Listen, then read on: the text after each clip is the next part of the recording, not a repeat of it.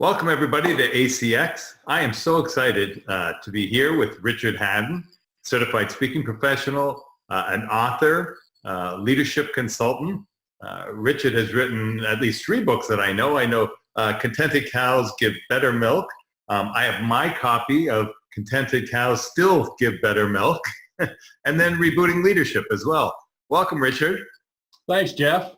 I'm so excited to have you here. I know that when you're speaking to audiences around the world about employee engagement, you try to answer some simple questions. I'm wondering if you could kind of answer those questions now. When it comes to employee engagement, you help people understand what it is, why do I need it, and how do I get it? So let's start with number 1. What is this thing that we hear so much about these days called employee engagement? Employee engagement. Well, first of all, employee engagement is not the same as employee satisfaction. Employee satisfaction may be a part of employee engagement, but they're not necessarily synonymous. And I think employee engagement is actually a better predictor of performance, both individually and organizationally, than employee satisfaction is. So I could give you a great big long textbook definition, of employee engagement. It would sound like the degree to which an employee is emotionally invested in blah, blah, blah, blah, and all this kind of stuff. But, to me, employee engagement is best described like this. It's how into it are you in your job? How into your job are you? Are you really into it? Are you into what you do? Are you into the company you work for? Are you really into it, or are you a little out of it? And I think, unfortunately, we have too many people who are a little out of it. But I think that's really the best way to think about it. Do you really get jazzed about what you do, why you do it, who you're doing it for and with, and everything about that? So pardon me if that's not a particularly scientific explanation, but I think it probably provides us with what we need to know to say, is somebody engaged? And if you look at somebody and say, they're just really not all that into it, they're probably not engaged. Well, why is it so important? I mean, why is it something that we're all striving for? Well, my business partner and co-author, Bill Catlett, and I, more than 20 years ago, wrote our first book, Contented Cows Give Better Milk. And I'm not going to say we're the first, but there weren't a whole lot of people at that point talking about the connection, if there were one, between employee engagement and an organization's results. We started doing some research along those lines. Again, this goes back to about 1995, 1996. And we found pretty quickly that organizations that have a strategy and well-defined practices around employee engagement, and thirdly, a strong reputation as an employer, those companies invariably perform better than those companies who don't. So we did all this, we did quite a bit of analysis, very statistical, very data-driven analysis. This was 20-something years ago. And we found there was a strong correlation. We have never asserted causation. That would be impossible and irresponsible to do. But there's a clear correlation. It can't be denied. And so 10 years later, we went at it again, and we picked a whole bunch of other different companies, and we compared their results to the results of companies that didn't have such practices around employee engagement. And again, what we call contented cows strongly outperformed the common cows. So we went back one more time, and with our last book, Contented Cows Still Give Better Milk, we made the same case. And this time, rather than looking at a set of good companies and a set of bad companies, if you will, we took the good companies, contented cow companies, we chose 12 of them, and we compared their financial results to the U.S. economy at large. Once again, the correlation was unmistakable. So, and in the meantime, a lot of others have come out saying, there's a real strong correlation. If you look at Glassdoor, for instance, if you look at Indeed, if you look at Fortune magazine, which every January comes out with a list of the best companies to work for, they're now talking about a strong connection between those companies that appear at the top of those lists and their financial results. So that was a long way of answering it. Why is it important? Because you make more money. Absolutely. So bottom line results. Bottom line results. Your employees are more engaged. You make more money.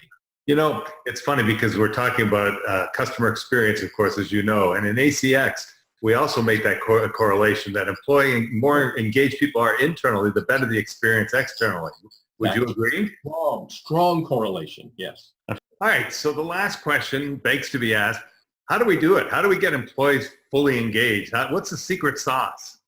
Well, unfortunately, it's not simple, but I can break it down into three primary things that you have to do. Number one, you got to get people committed to the organization. How do you do that? Number one, they need to have a real strong sense of mission. I'm not talking about a mission statement. I'm talking about really understanding what is the company about, what is your primary objective, and then what really helps people get engaged is when they see their daily work, the tasks, the activities that they engage in on a daily basis, when they see a strong and clear connection between that and how it helps your customers. Now, in some jobs, that's very easy. If I'm a doctor, I can see exactly what I do all the time. If I'm a house painter, I see the immediate effects of what I'm doing. But what if I am processing invoices in a distribution company? That's a little different challenge. But the same thing has to happen. If you want those people engaged, they need to understand fully how their processing of invoices helps to get that widget or that air conditioning compressor in the building, making the air cool so that people can work and live comfortably. They need to see a real connection between what may look like a mundane thing and the value that it presents to customers. All right? So that's the part of getting them committed. Yeah, I love that. Number two, you have to enable people to do their best work. I stay away from the word empower because I'm tired of it. What I'm really talking about is enabling people to do their best work. We do that with making sure they have the right tools, the right environment, the right ergonomics, the right building, all that kind of stuff, the right equipment and supplies. But even more importantly, do they have the right systems and processes? Because here's something that will disengage people as quickly as anything. You ask me to do something, and then you put all kinds of hindrances in my way, I will very quickly become disengaged because you're setting me up for failure. You're making it inordinately difficult to do what you've asked me to do. So I encourage leaders, look at your processes, look at your systems. Do you have things that may have worked at one time, but now they're getting in people's ways? Okay, so and here's the thing, this is an easy one to fix because if you can't figure out, so I'll often tell people, when you go back to work tomorrow, I want you to eliminate one utterly stupid process that's getting in the way of your employees doing their very best work. And they'll say, well, I can't think of anything. And I'll say, well, ask your employees. They know the answer to that question. And inevitably, they do. And the third thing, and this is where people start, oh, you're getting into touchy-feely stuff. No. The question is, do you care about your employees? If you don't care about your employees as people, as humans who have to get up in the morning and change diapers and get kids to school and drive to work in the snow, if you don't care about those kinds of things, people can sense it. And if they sense that you don't care about them, they can't possibly care about your company. And so that's a tricky thing because I said caring, not coddling. I'm not talking about pampering people, overindulging them. But we do need to show that we care about those employees as people. And when they know that, it enables them to become much more fully engaged in your enterprise. Makes total sense. And we've got participants in ACX who are watching this right now. A lot of them are not in leadership roles. What would you tell them they need to do to help not just get themselves engaged, but get their colleagues engaged? Well, again, tie it to what it is that you're doing. If you're in customer experience, you're creating an experience for a customer. Those customers are paying for that experience. Some of it has to do with our own internal character. Do we get jazzed by doing a good job for people? Now, if you don't get jazzed by doing a good job for people, you probably need not be in a CX kind of a role. But if you do, then think about the satisfaction that you get from doing a great job, especially when you're able to do something maybe a little extra, going over and above. When you're really able to surprise, to impress, to wow someone, then it provides kind of a psychic compensation.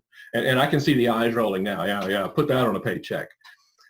If all we're doing is working for a paycheck, there's all kinds of things we can do.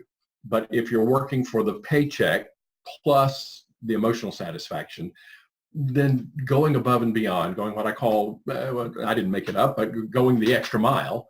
It really, I sometimes say the extra mile can be the best part of the trip. I love it.